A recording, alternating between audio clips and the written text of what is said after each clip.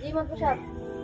কোরবানি তাই এই বললো এখন একটা গরু ঠেলো কিনন দরকার না জি মাত্র সাহেব। তাইলে আটবার লন। বড় সড় এক লই জি। এই বকর করে মাদবর সবাই তাছি ছাতাটা লই আহি। হ্যাঁ সাদা লইছস হ তো চল যাই চলেন ছাতাটা ফুটাই লই। গরু একটা কিন নাই লই আহি হ্যাঁ হ্যাঁ ওই গেট খুল মাদবর সাহেব আহে।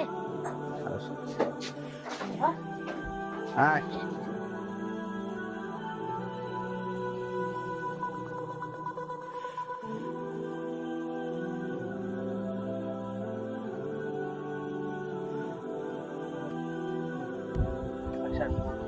বুঝলি বকর যেই গরু কিনছি মাশাল্লাহ মানুষের কই তুইব মাশাল্লাহ এত জি। বড় গরু এলাকার মধ্যে কেউ কিনছে কেউ কোরবানি দিছে এত বড় গরু জি না আমি মাদবর সাহেব। আমি কিনলাম এত বড় গরু হ্যাঁ মাতবর বইলা কথা বুঝছ না হ্যাঁ।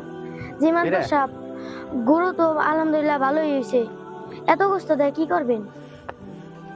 আরে বেটা দুইটা বিয়াই বাড়ি আছে দুইটা বিয়াই বাড়ি দুইটা রান দিতে হইব আর আমার বাড়িতে কত মানুষজন আহে সবাই তো খাওয়ার লাগবো নাকি জি আর আমার বাড়িতে তো কম লাগে না মানুষজন তো অনেক আছে তাহলে গরিব মানুষের আর এলাকার মানুষকে কিছু দিবেন না? আরে বেটা কিছু তো দেন লাগবে না দিলে মানুষে কইবটা কি আসসালামু আলাইকুম ওয়া রাহমাতুল্লাহ। হুম। সম্মানিত মুসল্লিগণ, যাহারা কোরবানি দেওয়ার ইচ্ছে করছেন মনে রাখবেন কোরবানি হবে একমাত্র আল্লাহর সন্তুষ্টির উদ্দেশ্য।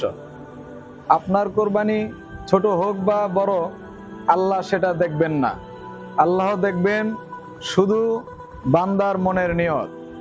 আল্লাহ বলেন জবাইকৃত পশুর গোশত ও রক্ত আল্লাহর কাছে পৌঁছে না, কিন্তু তার কাছে পৌঁছে যায় তোমাদের তাকওয়া। সুতরাং সকলের নিয়ত সঠিক ও শুদ্ধ করে নিন, তাহলে ইনশাল্লাহ কোরবানি আল্লাহর কাছে কবুল হবে। হুজুর আমার একটা প্রশ্ন আছে। হ্যাঁ, আপনি কি প্রশ্ন বলেন? কুরবানির মাংস আমরা কি করব? মাশাআল্লাহ, আপনি সুন্দর একটি প্রশ্ন করেছেন। কোরবানির মাংস নিজে খাবেন এবং পরিবারকে খাওয়াবেন এবং আত্মীয় স্বজনকে দিবেন এবং গরিবদেরকেও বিলিয়ে দেওয়া যাবে। তাহলে কারে কতটুকু দিব? ভাগ করার সুন্দর একটি পদ্ধতি হলো গোস্তগুলো নিয়ে সমান 3 ভাগে ভাগ করবেন। 1 ভাগ নিজে রাখবেন, 1 ভাগ আত্মীয় স্বজনকে দিবেন এবং 1 ভাগ গরিব মিসকিনদেরকে দিবেন। এইভাবে ভাগ করবেন। ইস গরু কিনা কি নিয়ত করছিলাম আর ইমাম সাহেব কি সুন্দর করে কইল আমি আমার নিয়ত পাল্টাইলাম। আল্লাহ তুমি আমার মাফ করে দিও, আমি সুন্দর করে কোরবানি করুম আর হাদিস কোরআন অনুযায়ী কোরবানি মাংস বন্টন করুম, মাংস খাওয়ার লোভ আর করুম না।